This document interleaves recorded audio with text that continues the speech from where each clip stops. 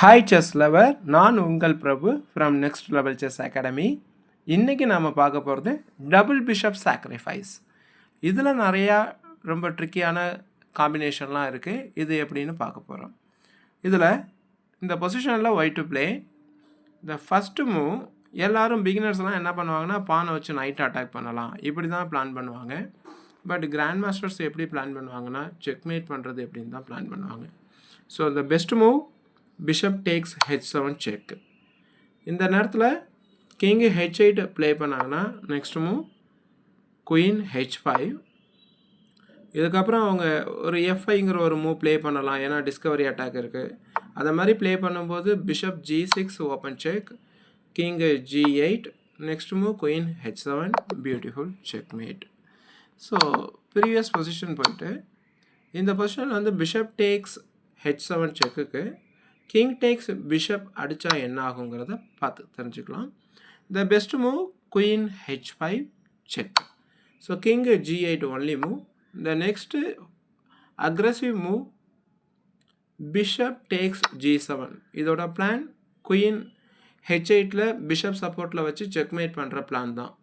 So இந்த செக்மேட்லேருந்து அவங்க escape ஆகணும்னா வேறு வழி இல்லை, ஃபோர்ஸாக அந்த பிஷப்பை அட்டாக் பண்ணியே ஆகணும். அதுக்கப்புறம் இந்த பெஸ்ட் மூவ் குயின் செக். இந்த குயின் செக்கு பார்த்தீங்கன்னா கிங் f6 வந்தால் நெக்ஸ்ட்டு மூவ் டைரெக்டாகவே இந்த இடத்துல வந்து குயினால் ஒரு செக்மேட் கொடுத்துடலாம் பான் சப்போர்ட்டோட. அதாவது குயின் g5 செக்மேட். அதுக்கு பதிலாக அவங்க வந்து ஒரு h7 h8 அந்த மாதிரி ஒரு மூவ் ப்ளே பண்ணுறாங்கன்னா, இந்த next best move rook f3 followed by rook h3 checkmate. இந்த ரூக்கை லிஃப்ட் பண்ணணும். இதுக்கப்புறம் பிளாக் சைடில் வந்து பார்த்திங்கன்னா ஒன்றும் பெரிய மூவ்ஸ் எல்லாம் இல்லை. ஸோ அவங்க வந்து இனிமேல் ஒரு பீசஸாக கொடுத்து அந்த மேட்டை கொஞ்சம் மூவ்ஸ் வரையும் தான் தடுக்க முடியுமே தவிர பர்மனெண்ட்டாக தடுக்க முடியாது. ஸோ அதன்படி அவங்க பார்க்கும்போது பிஷப் இன்ட்டு பான் அடித்து செக் வைக்கலாம். King h1. இப்போ வந்து பார்த்தீங்கன்னா நெக்ஸ்ட் மூவ் மறுபடியும் ரூக்கு h3 செக்மேட்டு த்ரெட்டன் இருக்குது. ஸோ அவங்க வந்து குயினை சாக்ரிஃபைஸ் பண்ணலாம். ஸோ இப்படியெல்லாம் எதோ பண்ணலாம், பட்டு மேட்டை வந்து கண்டிப்பாக அவங்களால தடுக்கவே முடியாது. For example queen tax f4 sacrifice பண்ணால் கூட இப்போ நம்ம வந்து சிம்பிளாக வந்து குயினாலே நம்ம இதை எடுத்துக்கலாம்.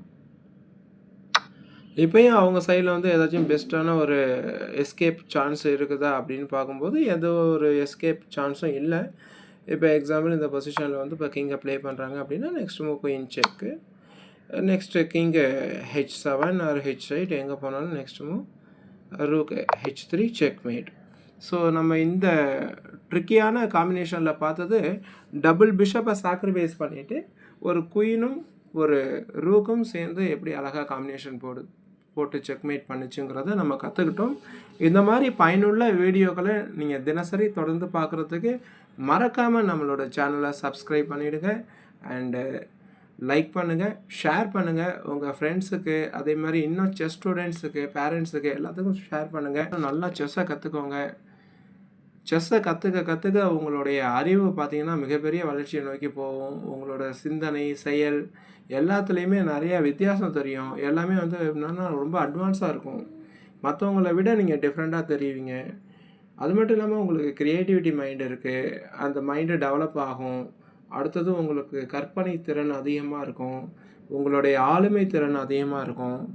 எதிர்காலத்தில் எல்லா மாதிரி பிரச்சனைகளையும் கையாளக்கூடிய அந்த கால்குலேஷன் மைண்டு உங்களுக்கு செஸ் மூலமாக நல்லாவே கிடைக்கும். ஸோ செல்ஃப் கான்ஃபிடென்ஸ் நல்லாயிருக்கும். இந்த மாதிரி நிறைய அட்வான்டேஜ் செஸ் கற்றுக்கிறதுனால இருக்குது. அதனால் டெய்லி இந்த காம்பினேஷன்லாம் பார்த்து நல்லா கற்றுக்கோங்க. உங்கள் டோர்னமெண்ட்டில் நீங்கள் நல்லா பர்ஃபார்மன்ஸ் பண்ணி நல்லா ப்ரைஸ் வின் பண்ணுங்கள். All the best. தேங்க்யூ.